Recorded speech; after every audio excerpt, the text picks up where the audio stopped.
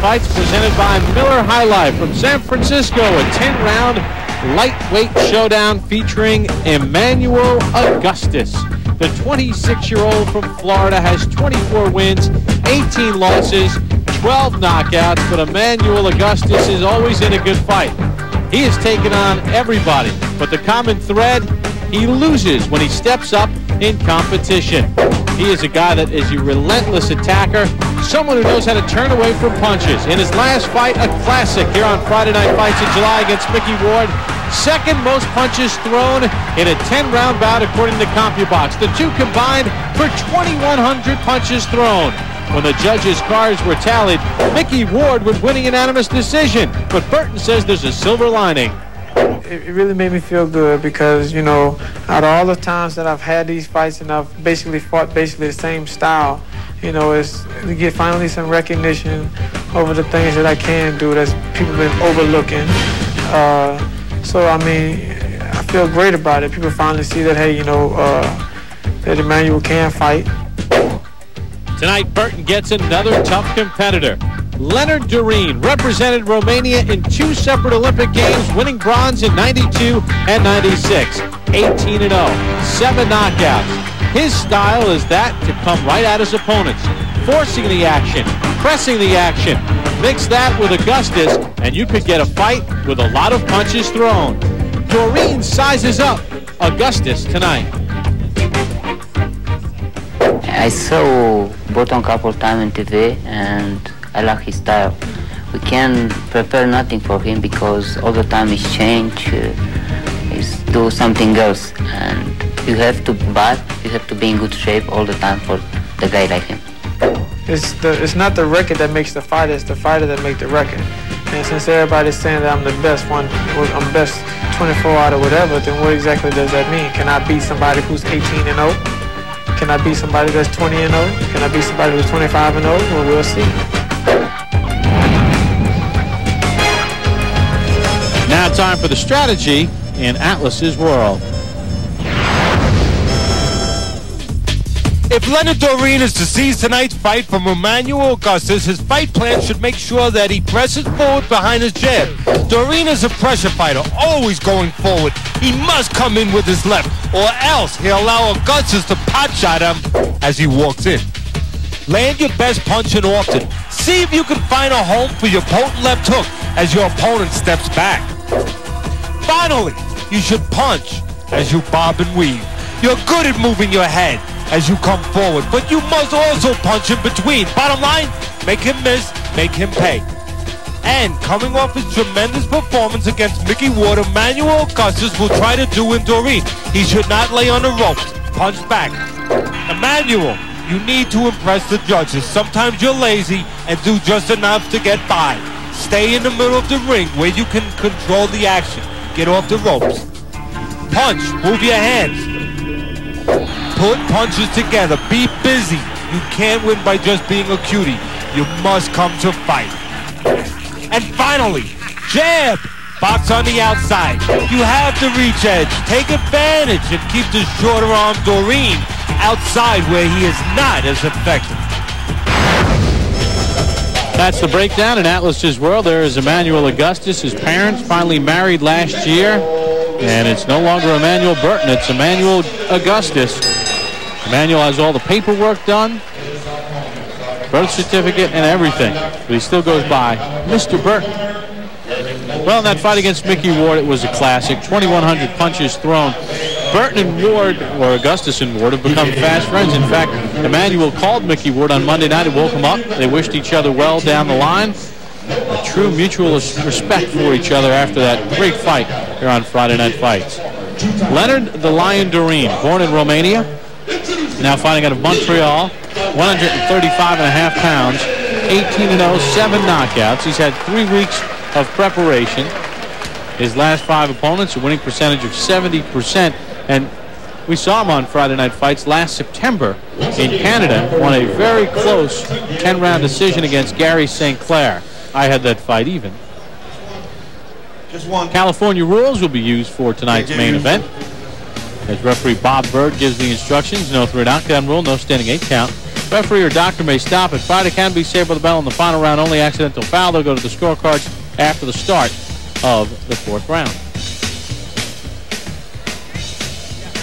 Leonard Dorin captured bronze in 1992 at the Olympic Games in Barcelona at 139 pounds.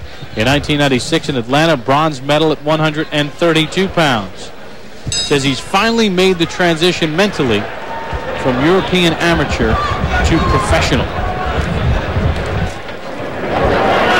We'll find out how he deals with the slick, awkward Emanuel Burton.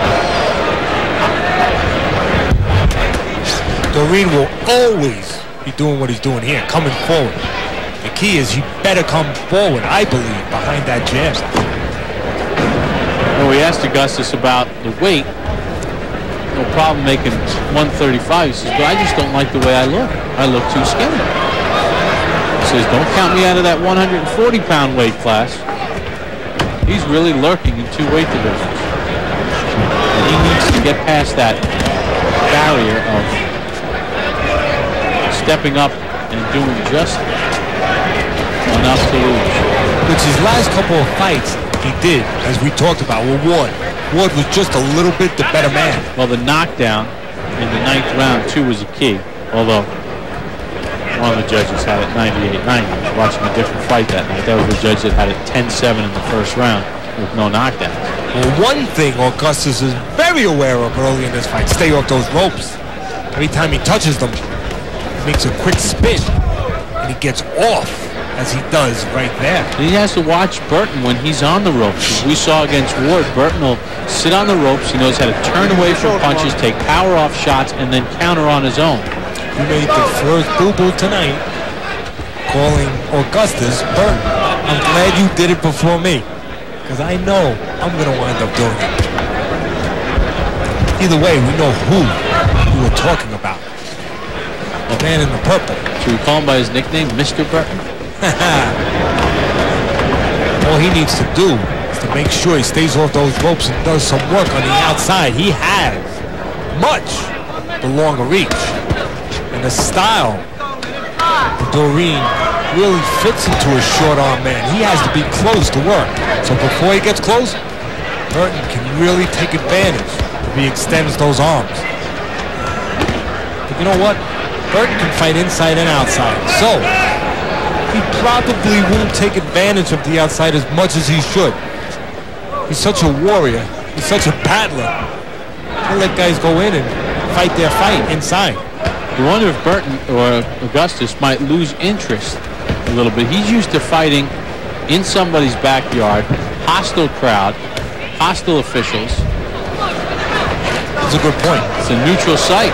He was emotionally really up for the Mickey Ward fight. I think that's one of the keys. Can he get himself to that intensity level again? The torch has been passed and a new generation of fighters has emerged. Get the shot. It's fine. He does things the old-fashioned way. Takes a good look. Like Ted Williams at the plate. Takes a look at a pitch before he gets ready to swing. Side edge for Dorin in that 1st round. Well, Burton said, listen, if I have to stay on the outside, I'll stay on the outside. If I have to take some of his power to get my offense going, I'll do that. And 3 elements in this fight. One of them you touched on already.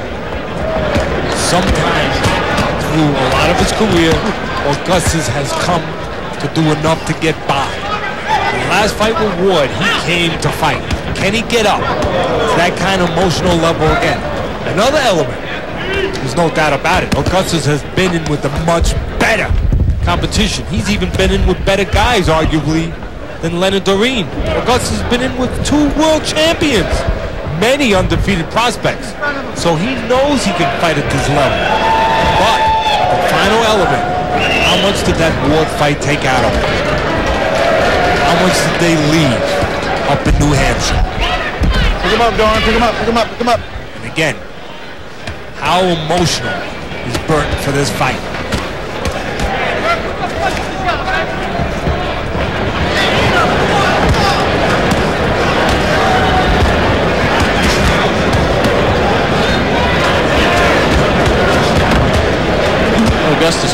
yesterday that this is just a crucial fight. He said that the fight against Ward was a win-win, and finally felt that he got the respect of people in the sport. He says, if I followed up with a loss to this guy, it takes away all the good that happened in the Ward fight.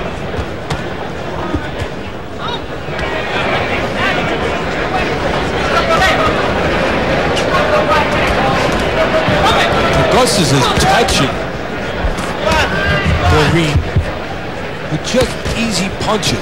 Like he's trying to set him up all of a sudden with a quick, hard punch. Just touching him, and then all of a sudden going to try to snap a quick one in there like that. That's exactly what Augustus is planning. Only one problem with that. When he's touching him slowly, Bob, he allows Dorin to close the gap, to get inside past those slow-moving punches.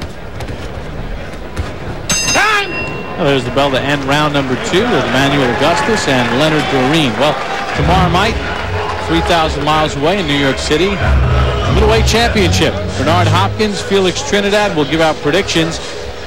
My heart, my head tell me that Felix Trinidad is just the overall better boxer. But my gut tells me that Bernard Hopkins needs this fight so much more than Felix Trinidad for his legacy. As Max mentioned earlier, he's sort of been fighting in the shadows, a great career, and I think that's going to be enough to put Hopkins ahead in a split decision victory. And as Max alluded to earlier, Don King, Trinidad, you know, one of the judges is going Trinidad's way no matter what. So Hopkins in a split.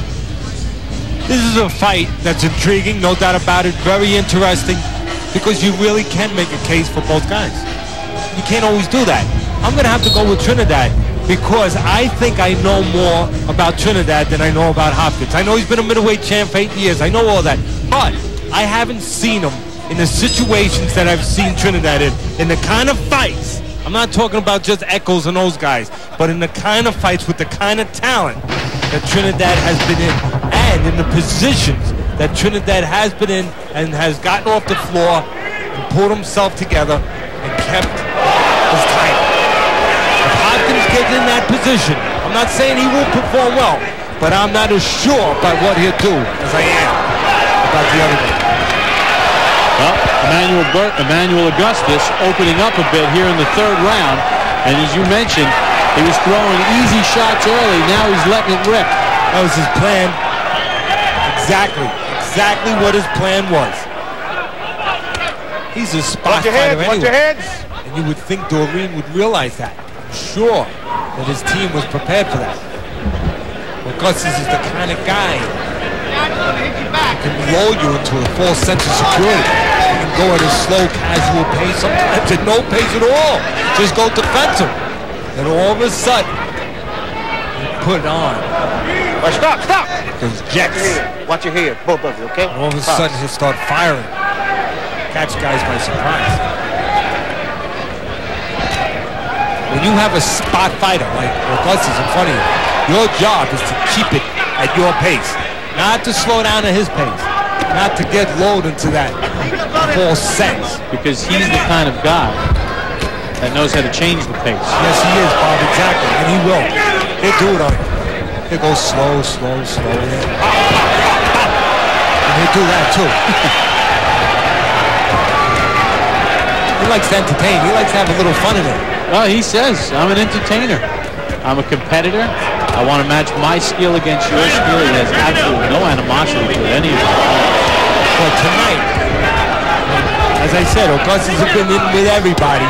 But tonight, he's entertaining against a guy who just a solid workman type guy. No nonsense. Gets close, moves his head when he's supposed to, and moves his hands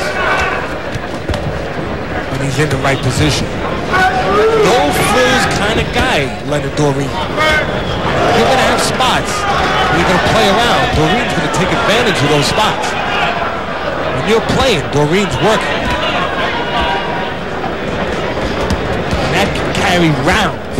And that could put rounds in his pocket for later on. Lean on him, don't lean on him.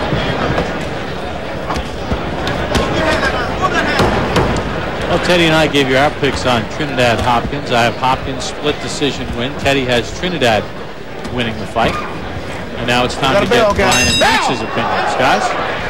All right, Bob, Teddy, thank you very much. I'll go first, otherwise it won't be time. Trinidad knockout in the 10th. I think he's better second to second, more fundamentally sound. You can't make any mistakes. And Hopkins sometimes drops his hand. He's going to get hit with a hook. Could be from this side. Could get dropped with a hook on this side. I'm sorry, go ahead. Your pick. Everything I've said that's Bernard Hopkins' advantage so far has been psychological, and there's a reason for that. Physically, it's almost all Felix Trinidad. I will say that Trinidad, after the Vargas fight, was so emotionally spent. It was such a physical fight that he was crying after that fight at the post-fight press conference. Hopkins is at least as physical as Vargas, and I think that's his best chance to win. I like Trinidad by knockout in about 6 or 7 rounds. 6 or 7. I see around 10. But again, I mean, no disrespect, but if we're wrong, we all may owe Hopkins an engraved apology, like the line from Rocky III. Once again, college football coming your way. The early games tomorrow. Big Ten football. Joe Paterno going to Ty Bear Bryant, Penn State, and Iowa, noon Eastern on ESPN. On ESPN2, it's Purdue and Minnesota. Let's go back to San Francisco and Bob and Teddy. All right. Thank you very much, Brian and Max. So 3 Trinidad to 1 Hopkins. You know, that gets me a little nervous because we have been, we have been in this position before where you were the lone holdout, and usually you turn out to be right. Well, we'll see. Round 4 underway with Emanuel Augustus and Leonard Dorin. Stop. Both of you, watch your heads. Let's go, box. And Augustus looking at referee Bob Burton saying, hey, guy's leading with the head. One of the things that Augustus does not do well is consistently choose his way of attack, choose his style. He has the advantage. Look, you see right here, he's able to move with Dorin, needing to be set to punch. He's able to give angles, he's able to punch on the outside, but he doesn't consistently take advantage of that style, of those advantages. He'll do it in spots and he'll be effective, but then he'll go right back on the inside and fight that way and allow Dorin to be where he wants to be. Augustus does everything pretty well. Sometimes his choice of doing one thing consistently well is not there. He'll mix it up a little too much. Instead of staying with one thing, he gives him the advantage, Bob. Take a look at the last round, for instance. Augustus had a good start, good first half of the round, but then he sort of just languished, and let's face it, Dorin could have easily taken that last round just based on the last minute.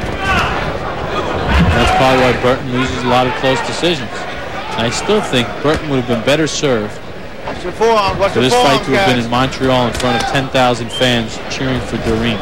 That does do something to his blood, Augustus, that is. That does boil his blood a little bit, doesn't it? That does seem to make him rise up and get emotional.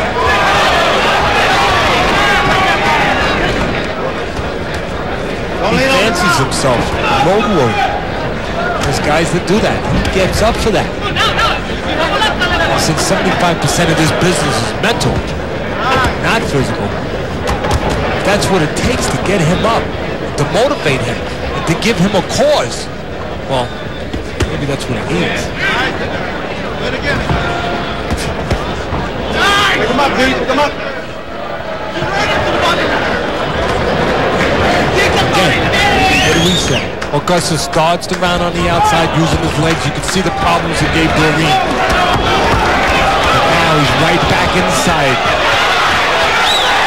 doing what Dorin wants him to do. Dorin relentless.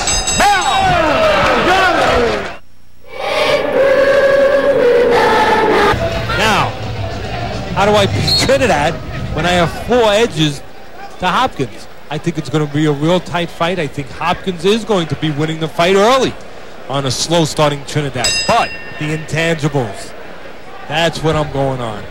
I've seen, as I said earlier, Trinidad, when he's tested, how he acts. And I think that's what's going to carry him.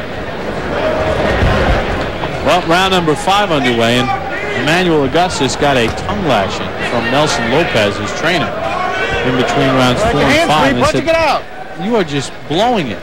Not that he's blowing some title or anything, but the fact that coming off that impressive fight against Ward. Clean, both of you. You understand me? You understand me? Both guys being cautioned for a holding. Take a look at the numbers from round 4 and all for Dorin. And he said, come on, what are you doing, Emanuel? Some people will ask, how does Dorin, who has much less pro experience than Augustus, who's been in with everybody, keep himself together, deal with this guy so well? Hey, touched on it already. His amateur background. He's a 2-time Olympian. He's been in 2 Olympic Games, won 2 bronze medals. And there's some clowning from Augustus. You see when he's doing that, when he's dropping his hands and doing all that, Dorin shouldn't just look at him. He should shoot that jab like that. Just shoot that jab. Don't get mesmerized by all that movement, all that shucking and hucking. Throw the jab at him. You'll calm him down, and you'll score. The worst thing you can do when a man drops his hands and starts doing all that looking and that showboat is to just look at him. Because then he'll pick his hands up and he'll get off. And he'll pot shot you and surprise you. We said it from the beginning. Nothing fancy about Dorin. Just a good, solid, blue-collar workman fighter. Steady. Knows when to throw, knows when not to, knows when to move his head, like that. Right on cue. Knows he has short arms, so he knows he has to be in close to use them. And he's very steady. Tonight we're getting all of Emanuel Burton's style, but we're not getting Emanuel Burton or Augustus' substance. That's right, Bob. We're not getting what we need to get, which is concentration in one area, preferably on the outside. Pushing from Augustus. Scores with a combination, but Augustus doing a lot of everything, but not enough of the right things. Tonight he's been a jack of all trades, but not a master of one.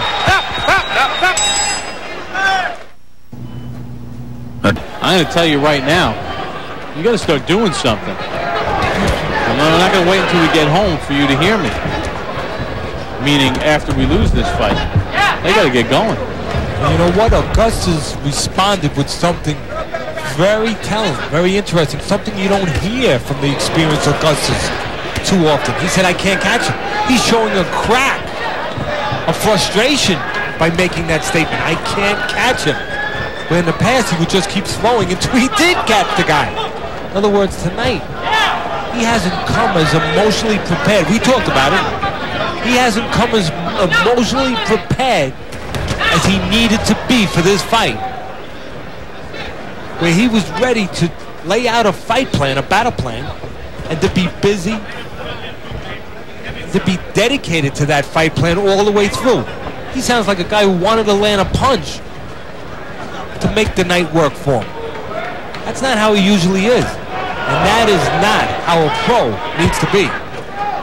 In other words, one of our fears might be coming true, that he could not emotionally get up for Dorin after that tremendous fight 2.5 months ago with Mickey Ward.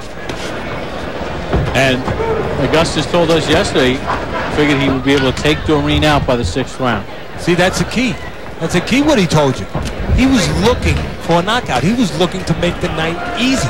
You can never assume anything in this squared circle. When you do that, you set yourself up for problems. What happens when you don't catch the guy? What happens when the opponent is not that type of opponent? What do you do then? You have to be prepared to fight one round at a time every time you get in that ring. And to do what it takes to win each round. Putting punches together, putting defense with offense, not saying, I'm going to end the fight in the 6th round with one punch. When that doesn't happen, you let down.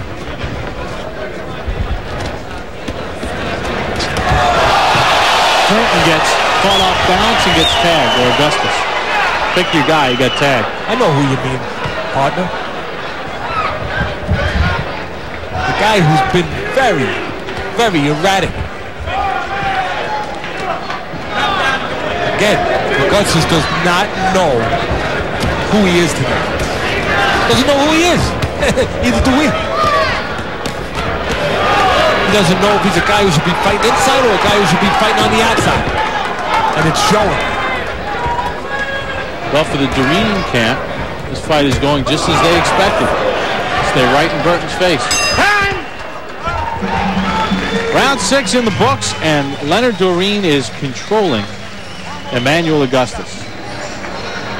Leonard, deep breath. Deep breath. You look good, Leonard. Well, we took Leonard Dorin's take on what happened in the United States on September 11th.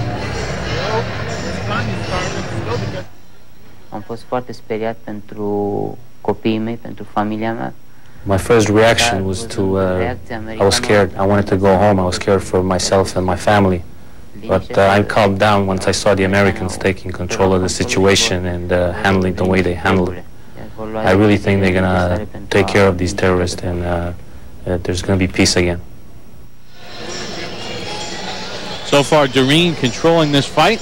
His trainer, Stéphane LaRoche, doing a very good job. See that hand up, all right? You understand? What would you be telling Dorin right now, Teddy? This one. Hands up, obviously. Always a good idea to keep those gloves high.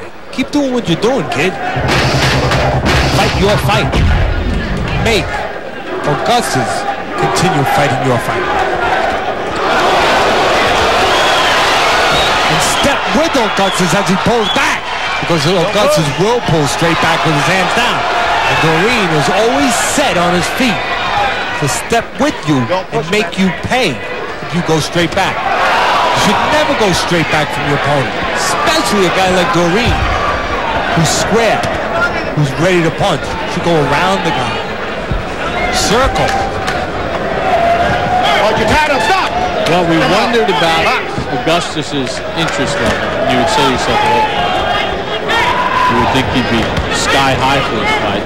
But as we mentioned, yesterday we talked about it with him. There were a couple things that I felt were not in his favor. One, not fighting in Dorin's hometown.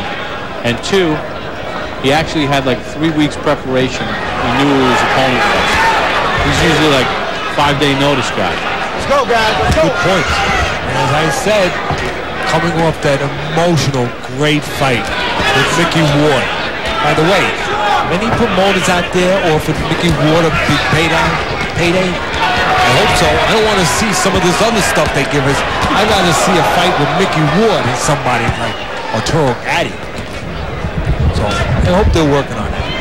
Getting back to the point, Augustus was not able, obviously, we were concerned about that, to get himself emotionally ready after that just war 2.5 months ago.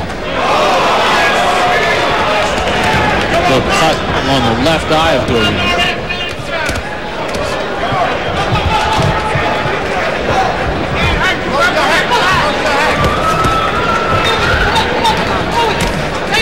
Like it's right under the left eyebrow.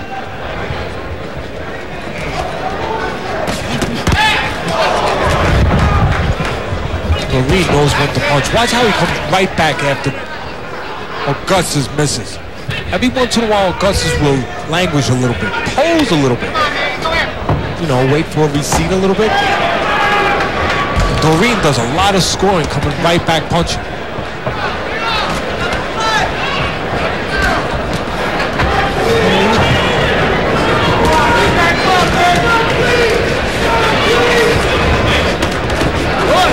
Work there by Dorin, left to the head. That's where Dorin should be going, to that body.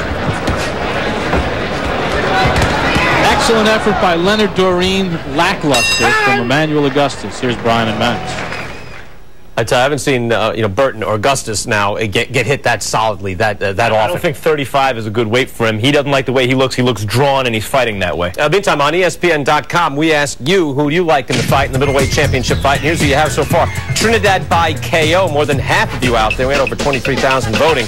Had it that way. Hopkins by KO. Once again, Steve Smoger will be the referee. The judges Don Ackerman, Stanley Christodoulou, and Anek Hantan Kam. Christodoulou, by the way, was one of the officials in the Eugenia Williams bout, Holyfield-Lewis, but he was the one who got it right. So at least we'll give that. College football coming your way. Again, a reminder for you tomorrow on ESPN 2, 6:30 Eastern Time, Arkansas and Georgia. And then on ESPN at 7:45 Eastern, LSU and Tennessee. College football tomorrow. Right now, get back to our main event in San Francisco. Let's go back to Bob Papa and Teddy Atlas, guys. Teddy, special guest here tonight.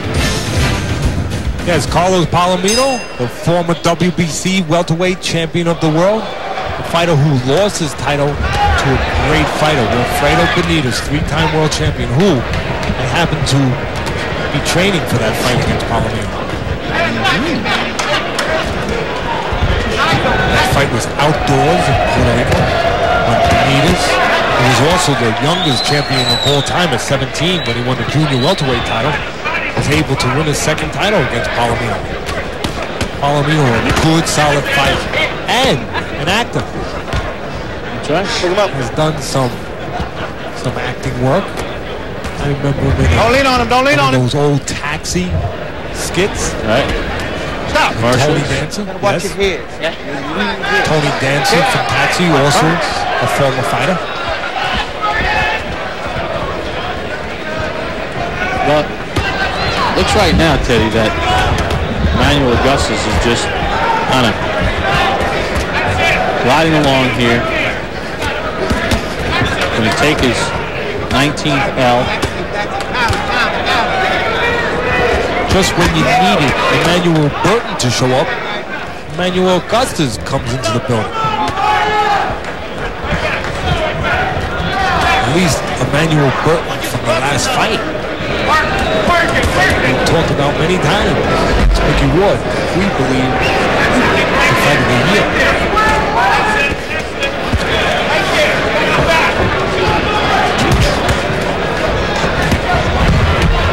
Well, Burton, Augustus, has been on the receiving end of some incredible punch output. John Molina threw 1,211 punches at him on Friday Night Fights in May of 2000. Mickey Ward fired Stop. You turn up. 1,182 at him. I'll tell you one more time to stop pushing him to the point. You understand me? All right. And Augustus just looks totally disinterested.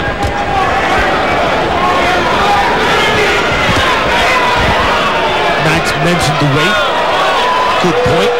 134 pounds, maybe a little bit too much was taken out of him to make that weight. The last time he weighed 134, he got stopped by Floyd Mayweather. But of course, Floyd Mayweather, pound for pound, one of the best fighters around. I never thought I'd say this about Emanuel Augustus, but it's a term they use in tennis. It almost looks like he's tanking it. You know, when a guy's down 2 sets and it's a 5-setter, and a lot of times they just, I'll lose the last set 6-0 and get out of here. He's just letting Leonard Dorin embarrass him. Through 8 rounds, here's Brian and Max. Bob, Teddy, Barry Bonds, Giants, and Padres sitting on 67 home runs, facing Jason Middlebrook. Make it 68. Barry Bonds, no doubt about this, Max. Unbelievable. 8 games after this one to hit 3 and break the all-time single-season record. He also drew his 163rd walk. That's a new National League single-season record. That's what McGuire did when he hit 70. He had like 161 walks, and he hit around 300. Bonds is hitting over 300. He's got that slugging with Gold Glove defense. It's 4-0 in the second. Again, this one far from over, so really 9 games to hit 3 more and get the all-time record. Barry with 68, guys. All right, that's just down the road a piece at Pac Bell. Let's listen to Nelson Lopez. This is mental, okay? This is all mental. Man, you ready to quit, baby? Bird, come on, man. What do you think I'm here for, man? What is this, Bird? What you showing me, Bird? What do we talk about every day? Look at President Ring gonna get this guy. You gotta knock him out, or you won't win. Put your hands together. What? How you feeling, man? He's ready. Huh? Yeah, why? Nothing wrong with him. How's he doing? I'm concerned. What? How do I think you're doing? I think you're taking a lot of blows. I think you are protecting yourself. He's trying to wear that guy out. He's trying to take his condition out. This ain't no way to take his condition out. You gotta fight, okay? All right, let's go. Let's go. You see what I'm talking about? Let's go, Bert. No, we're making this shit. Come on. Emanuel Augustus is a real cutie. I think he was trying to pull a cutie there with the doctor, almost being vague to force the doctor to stop it. He knows what's going on, and he's not hurt either. He just doesn't feel like there's any way he can win this fight. And it was almost like he was baiting the doctor to stop him when he asked him, "How do you think I'm doing?" Well, you know, that's a good observation. I mean, we know the guy. We've been around him a lot. Now he's coming out southpaw. Augustus trying to pull something out of the pen. Mix things up. Find some solution to this problem named Dorin. He does have 2 knockouts past the 9th round. Mike Griffith earlier this year on Friday Night Fights, but he was dominating that fight. And David Toledo in 1998, 2 fights he was winning as opposed to just getting pounded. In the last round, Dorin landed 45 of 108 power shots. And the way Dorin's going, he's going to put himself in that 10-round punch output category. Again, as we mentioned, as Mac mentioned before, very astute. 134 pounds to Emanuel Augustus, 6 pounds less than he was in that tremendous fight 2.5 months ago when he was 140 pounds for war. Combination of that tough fight, what he left in the ring, mostly not being able to get up, maybe that's 6 pounds. All those things contributing factors. But most important, mentally, he is not here to win a fight against an undefeated fighter. Do it again! Do it again! Hands up! Drop him!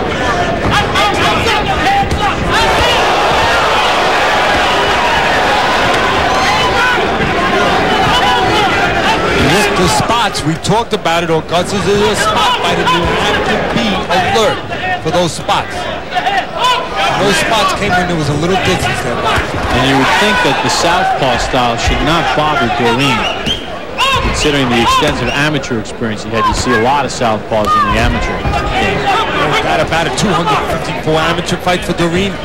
As you said, he's seen many lefties. Dorin is better off, obviously, with those short arms when he's on the chest of Augustus. There's a little distance. The longer armed Augustus can have the edge and should have the edge when he moves his hands, which he has not done enough of. To Dorin's credit, fought a very good fight. He stuck with his game plan.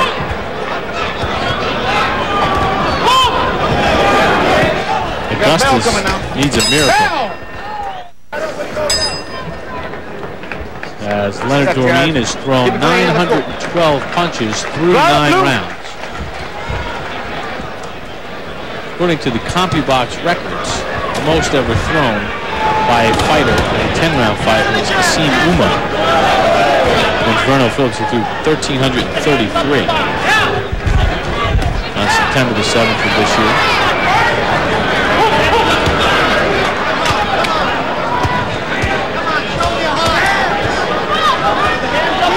A good performance by Leonard Dorin and a good solid win for him. We've mentioned all the Augustus factors and not being literally in someone's backyard, the emotional aspects, but with all that said, let's tip our cap to Dorin because he has had a fight plan. He hasn't wavered from it. No, he hasn't. That is his greatest attribute. There can be many attributes. Speed, footwork, technique, power, but being steady, being consistent in anything, that is one of the greatest attributes you can have. Being reliable. Dorin has been reliable. Blue collar reliable. No frills. nice and steady. All he has to watch out for now in this last round is those spots. Where Augustus might all of a sudden put together a little spurt. Right now, the way Dorin's looking, picking his spots, not allowing Augustus to get set to have those spots.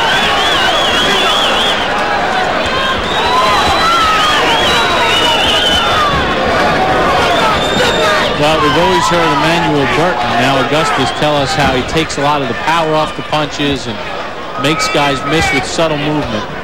Not in this fight. No. And when he moves his head, he's doing it with his hands down. So when he does make a mistake, which he's made plenty, he gets caught clean. Instead of on the gloves, it's on the chin.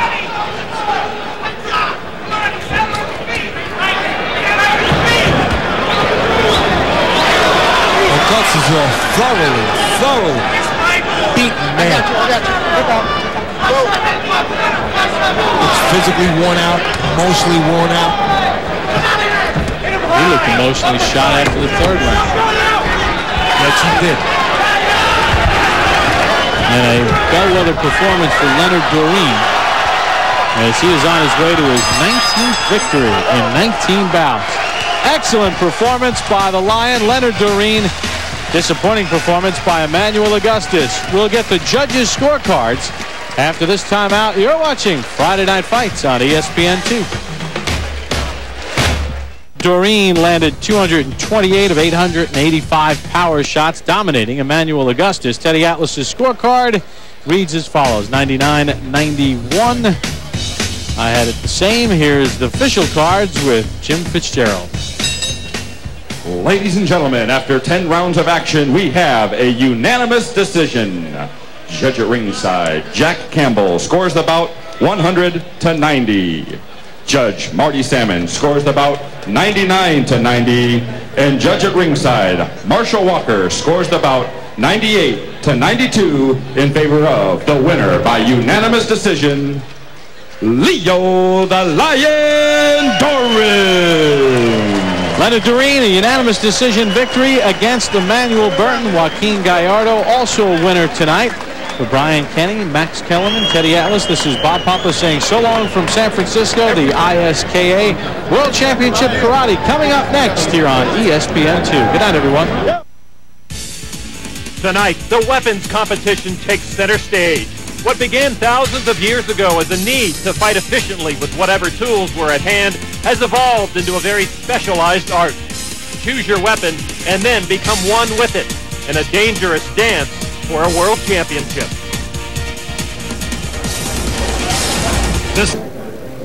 Milan, he's definitely the favorite too.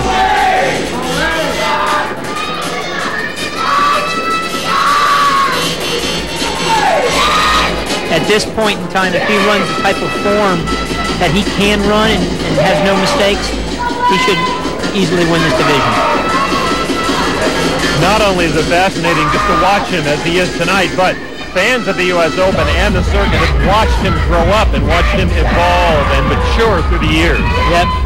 2 years ago when he was virtually nobody and they were impressed that somebody they'd never seen before come out and win like that. Now they have to expect it, but moves like that where he's not even looking and he catches the bow. To him, the weapon is just an extension of his hands. He doesn't have to concentrate on it at all.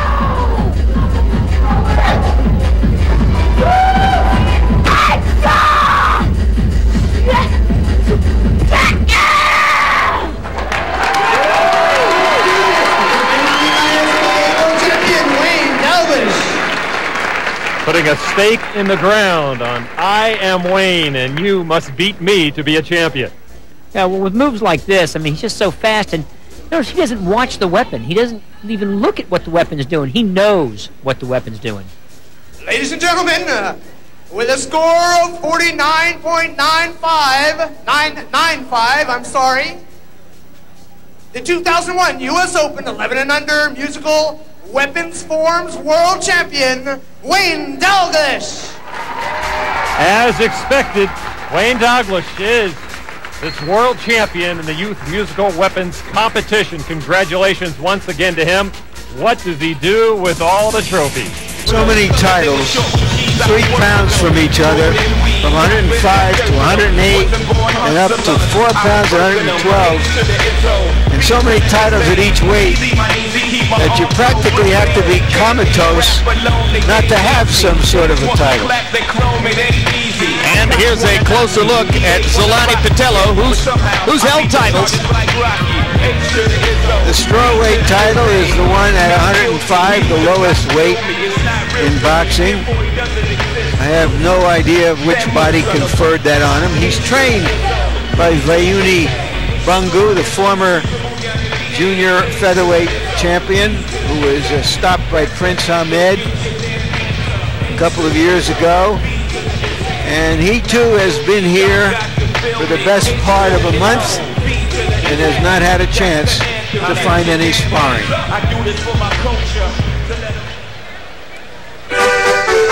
First visit to the United States for Patello. Obviously, he'll never forget it. And Ricardo Lopez continues his artistic and brilliant career. You saw the record in title fights, 25 title fight appearances. That's way up on the all-time list. 24-0-1, only 8 KOs. He's much more of a boxer than a puncher. One reason Patello had a hard time finding sparring partners is they can't find any Americans at these low weights in the gyms. And here's a closer look at Ricardo Lopez, who's regarded by some as one of the top 6 or 7 pound-for-pound fighters in the world. Another former strawweight champion. But now he's become a champion emeritus. He fights once a year, makes a few bucks, goes home to Mexico City.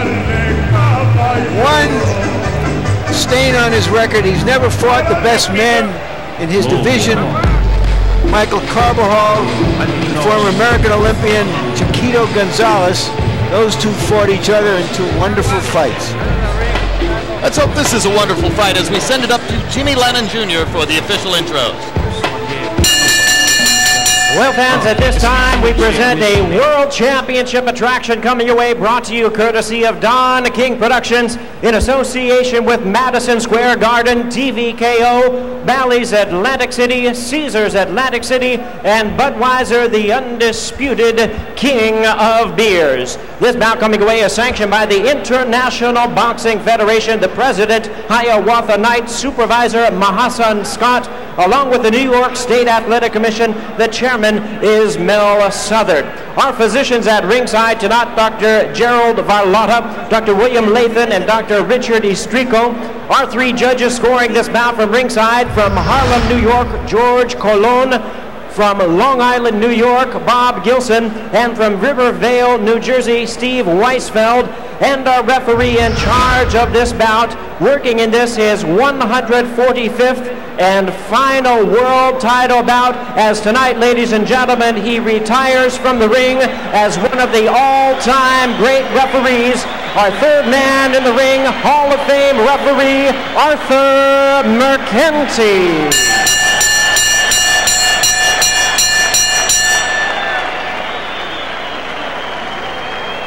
All right, fans, here we go. 12 rounds of boxing for the IBF Junior Flyweight